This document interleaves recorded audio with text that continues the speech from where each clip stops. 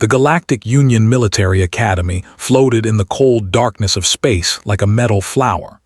Station Helix 9 was home to over 3,000 cadets from 12 different star systems.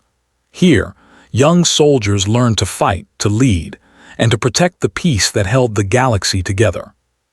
Sat in the back row of combat theory class. She was human, 23 years old, with short black hair and a face that rarely showed emotion. Her uniform was clean but not perfect. Her posture was relaxed but not lazy. Everything about her said one thing: average. Instructor stood at the front of the room. He was a species known for their size and strength. His skin was dark blue, covered in natural armor plates. He stood nearly 3 meters tall, and his voice was deep enough to shake the walls. "Today we discuss close combat against superior numbers," said. His 4 eyes scanned the room. "Who can tell me the first principle?" Hands went up across the room. A noble named spoke first. His silver scales caught the light as he raised his chin proudly. "Control the engagement distance. Force them to fight on your terms." "Correct," said. "And the second principle?" More hands. A female named answered in her soft, analytical voice. "Eliminate their ability to coordinate. Chaos favors the smaller force." Nodded, his eyes moved to the back of the room. "Cadet, the third principle." Looked up slowly. Several alien cadets turned to look at her. Humans were rare at the academy. Most species considered them physically weak, slow to mature, and unremarkable in every way. "Don't stop moving," said quietly. "A still target dies." Stared at her for a long moment, then he turned back to the class. "Acceptable." That was the word everyone used for acceptable. Her scores were acceptable. Her combat simulations were acceptable. She never failed, but she never impressed anyone either. After class, another human caught up with her in the corridor. His name was, and he was one of the few humans at the academy. He was tall, with an easy smile and curious eyes. "Hey," he said, falling into step beside her. "Good answer in there." "It was basic," she replied. "Yeah, but the way you said it," scratched his head, "like you actually know what it feels like." Glanced at him. "We all know, we train every day." "Training is different," said. "Some people talk about fighting, some people have actually fought.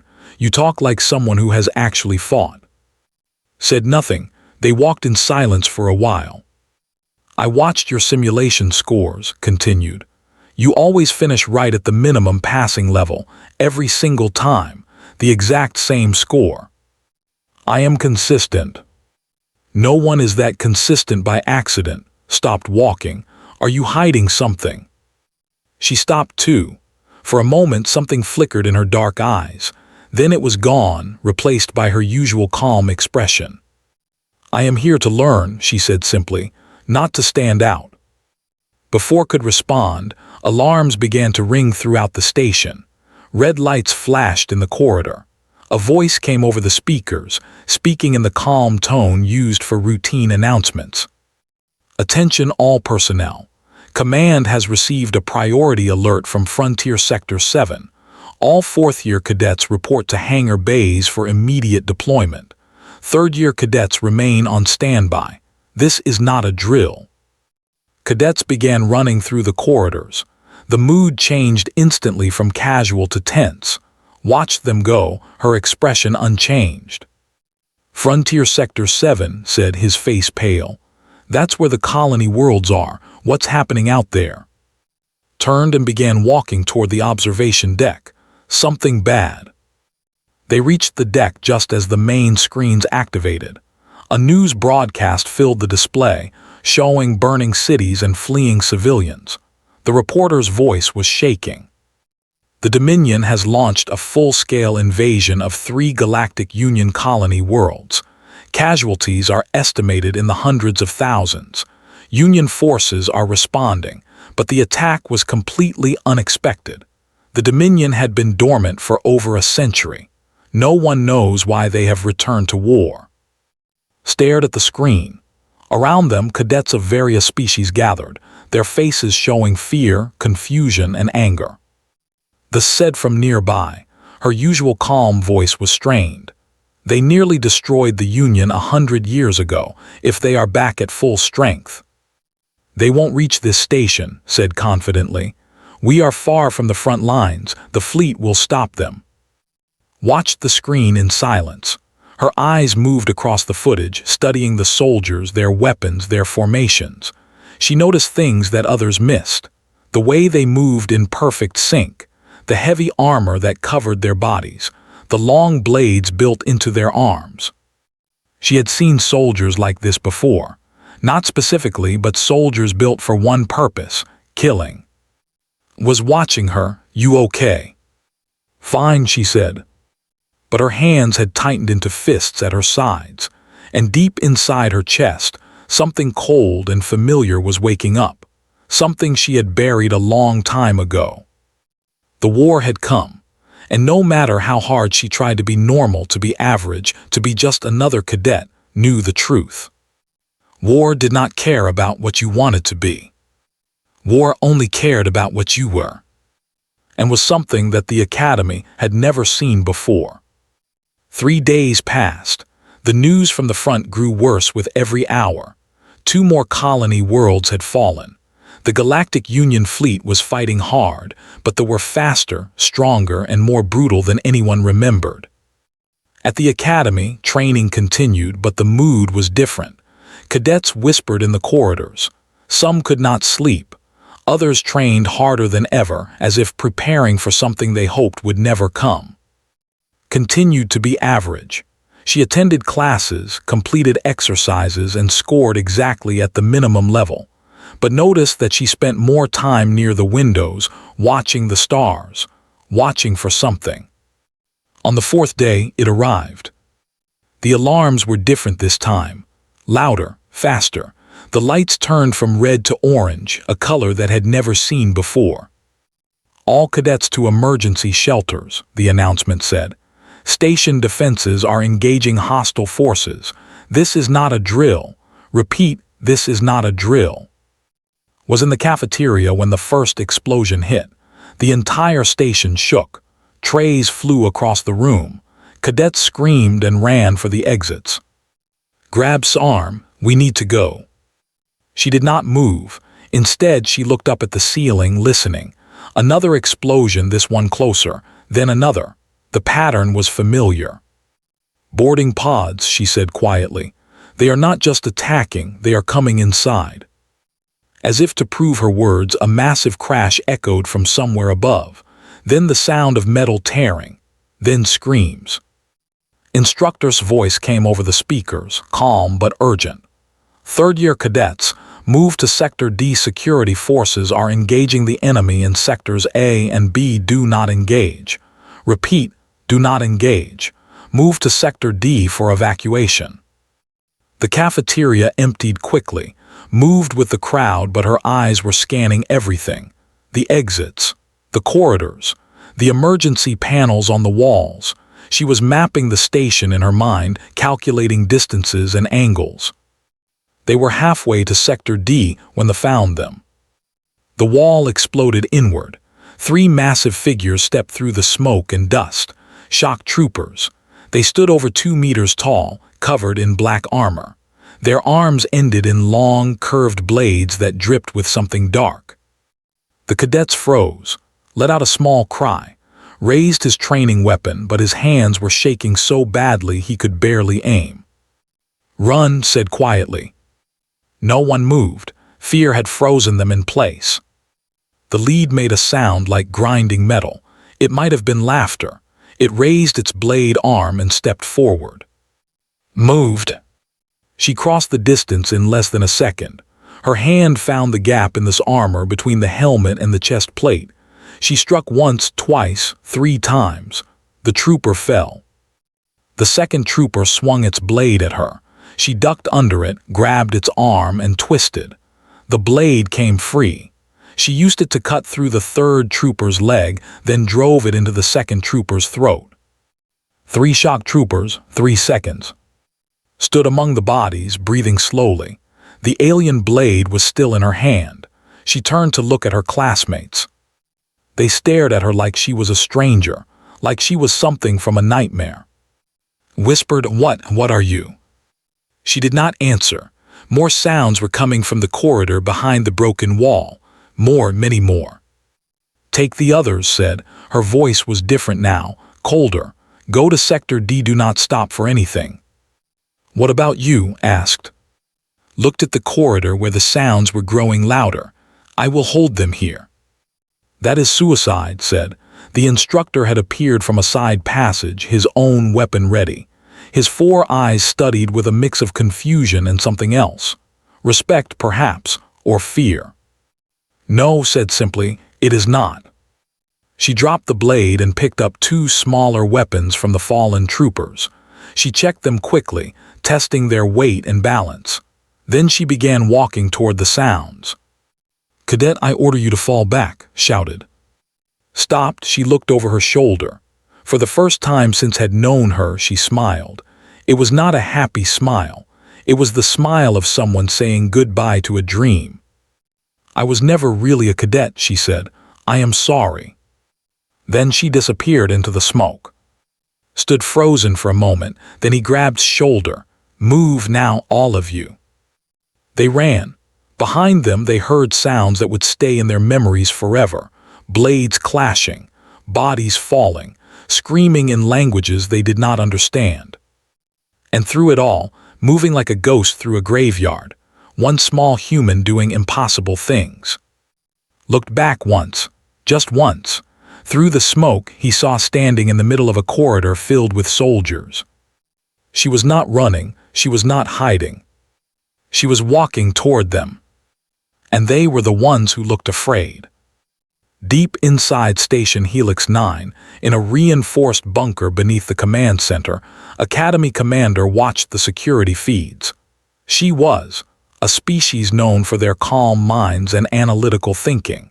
In her 200 years of service, she had never lost control of her emotions. Until now. "What am I seeing?" she whispered. Instructor stood beside her, his massive form still and silent. On the screens before them, a single figure moved through the station's eastern corridors. The figure was small, human, female. It was. The security footage showed everything in perfect detail. 12 shock troopers had cornered her in a maintenance bay. They surrounded her in a half-circle, blades raised. They were confident. They had numbers, size, and armor. She had nothing but her bare hands and a broken piece of metal pipe. The first trooper attacked, grabbed its blade arm, and used its own momentum to throw it into the second trooper. Before either could recover, she had driven the pipe through a gap in the first one's helmet. She took its blade. The next 8 seconds were a blur of movement. She never stopped. She never slowed. She used the blade, then dropped it when it broke. She picked up another weapon from a fallen enemy. She used walls, pipes, even the bodies of the dead as shields and stepping stones. When the footage ended, 12 shock troopers lay still on the floor, stood in the center, not even breathing hard. She wiped blood from her face, picked up a better weapon, and moved on. Commander turned to look at. "You taught her in class. You watched her in training. Did you ever see any sign of this?" Shook his head slowly. She was average, completely average. She scored at the minimum level in every test. "I thought she was." He stopped. "You thought she was weak," finished. "Yes," admitted. "I thought she was a typical human, small, fragile, limited." On another screen was fighting again, this time against a full squad of 15 soldiers. She killed them in less than a minute, moving through them like wind through grass. "Run a search on her file," ordered. "Full security clearance." One of the technicians typed rapidly. A moment later, his face went pale. "Commander," he said, "her file is locked. Clearance level required. Union High Council only." Stared at the screen. A simple cadet with a file locked at the highest level of galactic security. It was impossible. It should be impossible. "Override it," she said. "Emergency protocol, my authorization." The technician hesitated, then obeyed. The file opened slowly, revealing page after page of redacted information. Black bars covered most of the text, but some words were visible. Spectre Division made a sound like he had been struck. That cannot be true.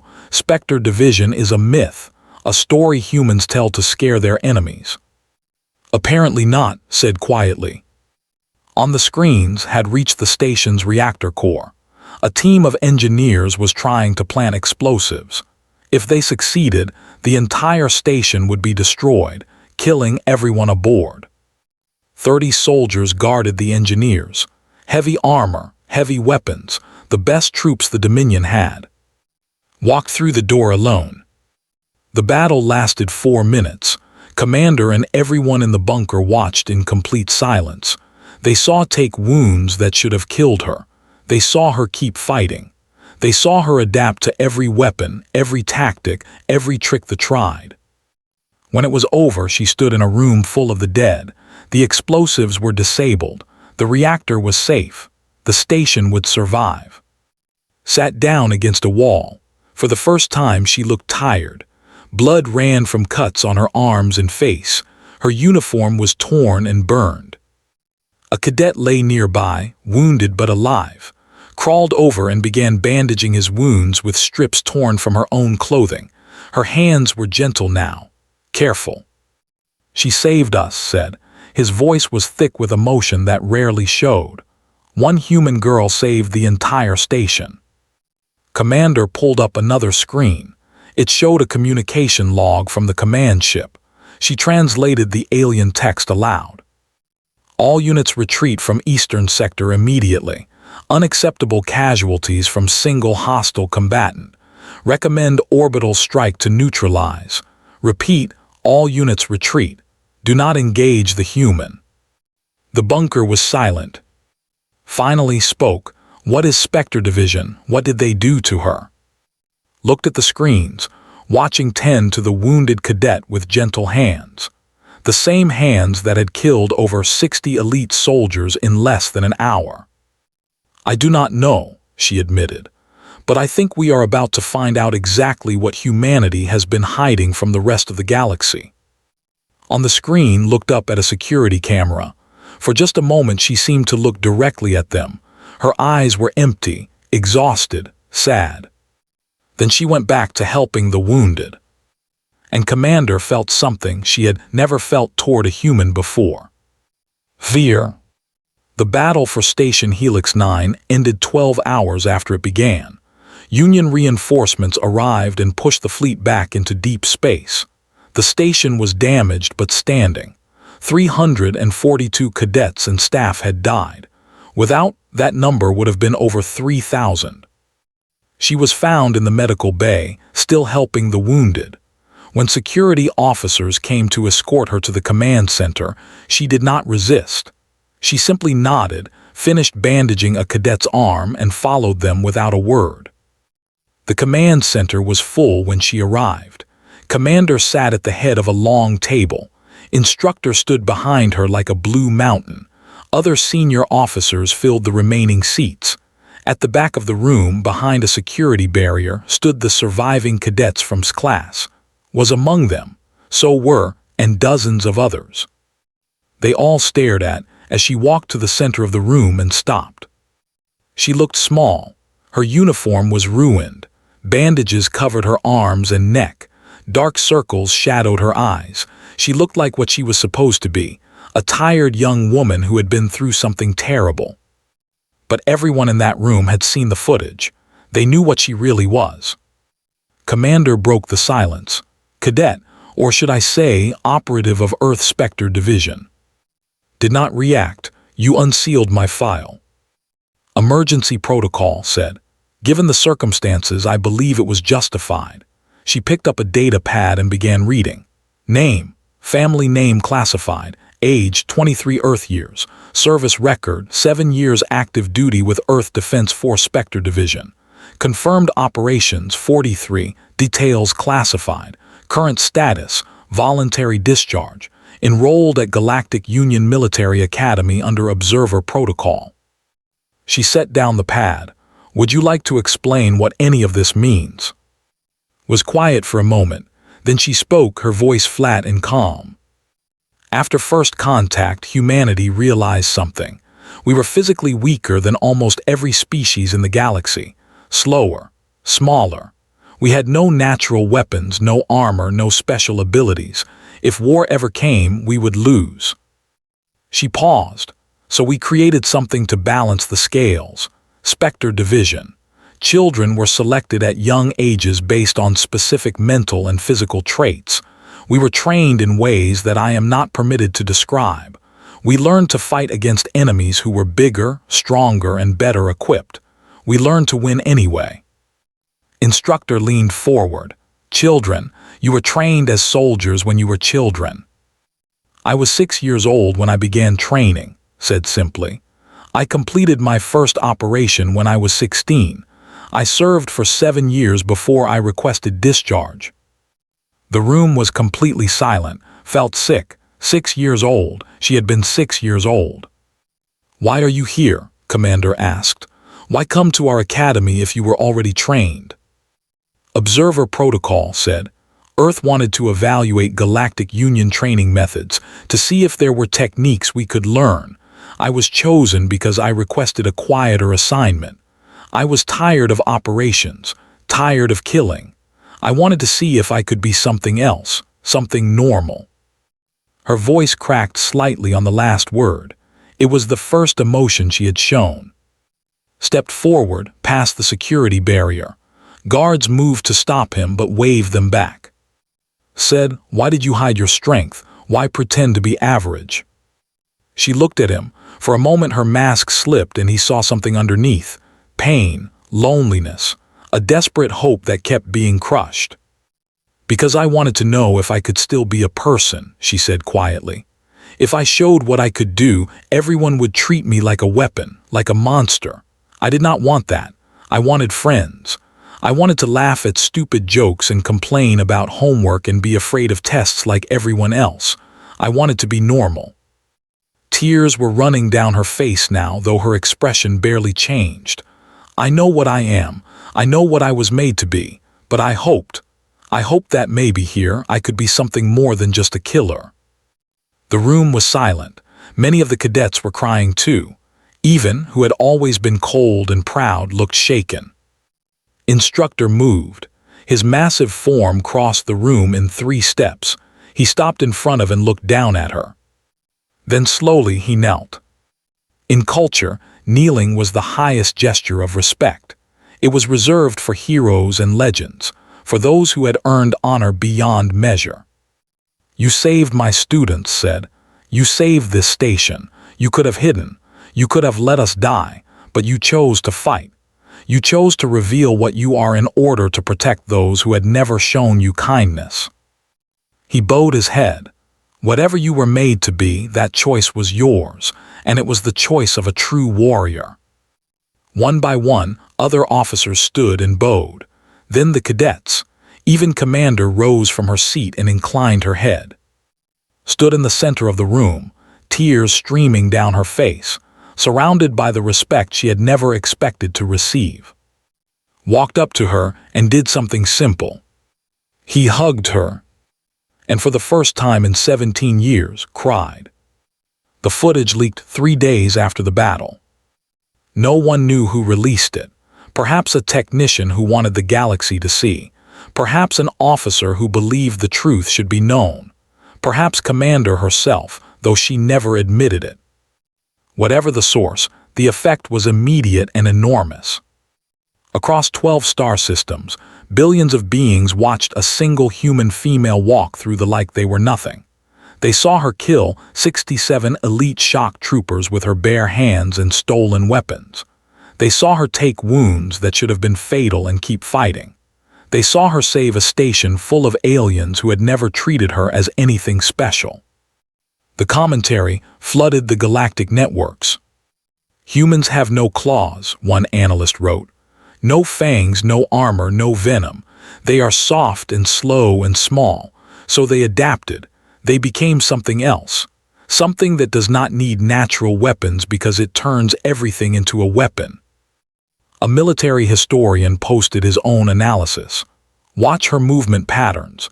She never repeats the same technique twice. She adapts in real time to every opponent, every weapon, every situation.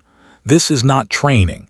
This is evolution compressed into a single lifetime. The most chilling commentary came from a psychologist. The humans call this program Spectre Division. They train children from the age of 6 to become perfect killers. They do this not because they are cruel, but because they are afraid. Afraid of a galaxy full of species bigger and stronger than they are. And fear, combined with human creativity, has produced something terrifying. The Dominion noticed too. Their intelligence service compiled a report that was eventually leaked to the galactic press. The final recommendation was simple and stark. Under no circumstances engage human forces without 10-to-1 numerical superiority. They do not fight like soldiers. They fight like something that learned to kill the dark. At Station Helix 9, life slowly returned to normal. Repairs continued. Classes resumed. The dead were mourned and remembered. Galactic Union High Command sent a formal offer to a fleet command position with the rank of admiral. She would have her own ship, her own crew, and the authority to strike at the wherever they appeared. She refused. I spent 7 years being a weapon, she told Commander. I do not want to spend the rest of my life the same way. Let me finish my training here. Let me be a cadet. That is all I ask. Granted her request.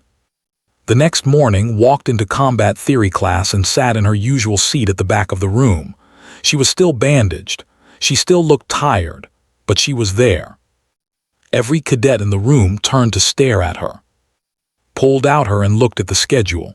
Did I miss any assignments? For a long moment, no one spoke, then laughed. It was a surprised, relieved laugh, the kind that escapes before you can stop it. Others joined in. Shook his head, his silver scales catching the light, smiled her small smile. Even instructor made a sound that might have been amusement. The tension in the room broke like ice in spring. You missed an essay on squad tactics, said. It was very boring, you are lucky. I will complete it tonight, said seriously. Said softly, we saw the footage, we know what you did. You do not need to complete assignments anymore. You could probably teach this class. Looked at her for a moment, then she shrugged. I am here to learn, that has not changed. Class continued. Instructor taught, cadets listened, and life went on. But something was different now.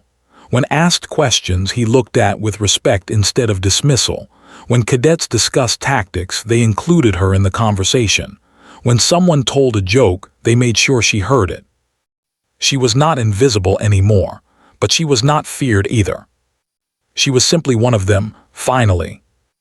Later that evening, stood alone on the observation deck.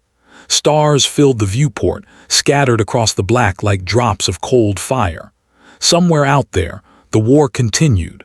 Somewhere out there, specters like her were fighting and dying so that humans could survive in a hostile galaxy. Found her there. You are thinking about them, he said. The other specters. Yes, she admitted. They are still out there, still fighting, and I am here learning about squad tactics. Do you regret it, staying here? Was quiet for a long time. When she spoke, her voice was thoughtful. They made me into a monster, she said. I accepted it because I had no choice. I became very good at it because that was the only way to survive. But I always wondered if that was all I could be, if killing was the only thing I was good for. She turned to look at. Here, I learned that it is not. I can be a student. I can be a friend. I can be a person who protects others not because she was programmed to, but because she chooses to. She looked back at the stars.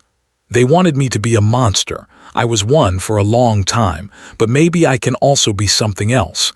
Maybe I can be both, a weapon when needed and a person when not. Smiled, that sounds complicated. Humans are complicated, said, and for the first time she smiled too, A real smile, small and tired but real. Behind them, other cadets were gathering for the evening meal. Voices called out, asking them to join. Laughter echoed through the corridors. Took one last look at the stars. Then she turned and walked toward the light and the warmth and the sound of friends waiting. The war would continue. The galaxy would never see humanity the same way again.